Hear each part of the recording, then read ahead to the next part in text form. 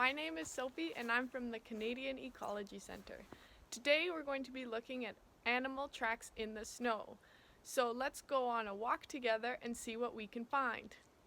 As I walk through the forest, I feel like a detective and I'm looking for clues, and those clues are tracks, animal tracks in the snow. When I'm looking for the tracks, I'm looking down. I'm looking along the trail and I'm moving slowly, analyzing with my eyes everywhere I walk. Here we are on the trail. We share the trail with snowshoers, cross-country skiers, walkers, and animals. Just off the trail, I have found a track. One of the first things we want to do is take a closer look. We can examine the shape of the track. I see this track has a pointed end and a round end and two sides to it. Okay, so I brought my meter stick out here with me and I'm going to be measuring the track in centimeters. So first I'm going to be measuring the length and the width of the track. I'm clearing a space so I can get closer to it. So that will be my width. I'll put my finger there and bring my stick up, and I see my width is 4 centimeters. So now I'm going to measure the length of the track.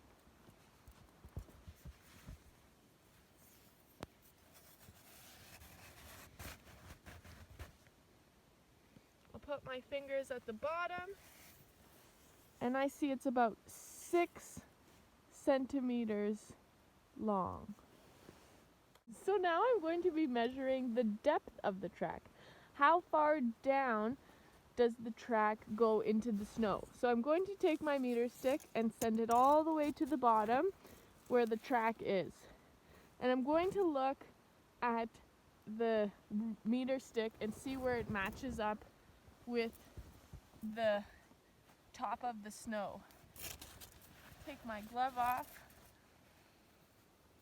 And that's about 28 centimeters, as you can see. So this track is 28 centimeters into the ground, and that tells me that this animal is heavy. Based on the shape and the size and the depth of the track, I can tell that this track looks like a hoof. I know in my area that we have 2 animals that live in the woods that have hooves, moose and deer. And based on our measurements, it's a smaller track, so we can say that this track is a deer track. Now that we know it's a deer animal track, let's find out the story behind it. Let's see which way it was going and what it was doing along the way. So remember when we looked at the shape and we noticed the 2 pointed tops of the track? That tells us which way the animal is moving. If the 2 pointed areas are facing in a certain direction, that's the way it's going. So we know that our animal is moving this way. So next, we're going to see how it travels, and the way we're going to do that is we're going to measure the distance between tracks. Now I'm going to be measuring the distance between the tracks that we found.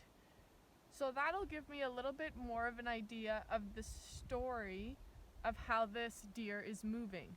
So the way I'm going to do that is with my meter stick, I'm going to place it where the toe is of the print, so the front, and I'm going to put my meter stick down and I'm going to follow it all the way to the next track where the front of the next track is.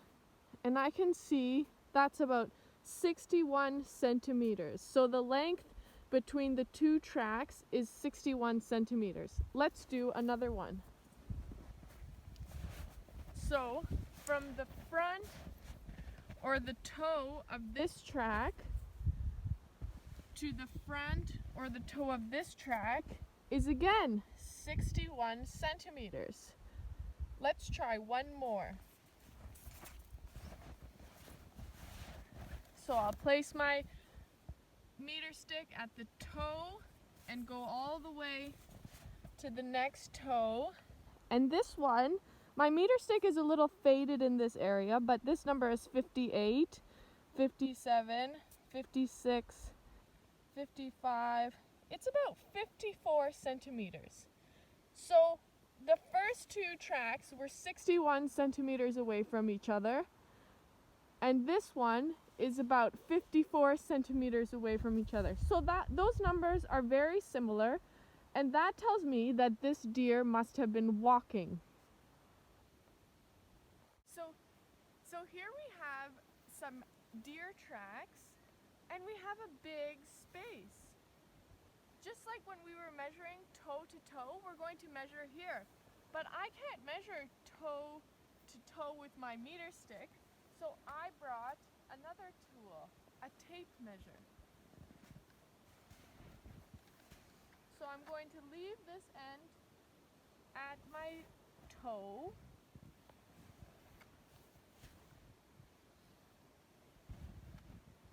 And I'm going to go all the way to the toe, or the front of the track. And here I have, it ends at 75 centimeters. So our walking distances were around 50 to 60 centimeters long from toe to toe, but this one is 75 centimeters. That tells me the animal must have jumped or started to run, and it could be a lot of different reasons why. Maybe it got scared, or you could check for predator tracks. There's a lot of different reasons the animal might have started to make bigger steps, and that's all part of the story. So here we have another piece of our story following our tracks. Sometimes the tracks aren't just on the ground. Sometimes they're up in trees, or for example, on this little maple tree. It has little branches chewed off, and that would be from our friend the deer that we're tracking. Deers eat young branches in the wintertime for food. Thank you for joining me on tracking the deer. We've come up with a story based on the clues that we found. And I'm sure if we continued following those tracks, we would find out even more about our deer. So I encourage you to get outside and find some tracks of your own and create a story based on the clues of the tracks. I encourage you to write stories or draw pictures, and you can record the information that you've gathered and have fun out in the snow tracking animals.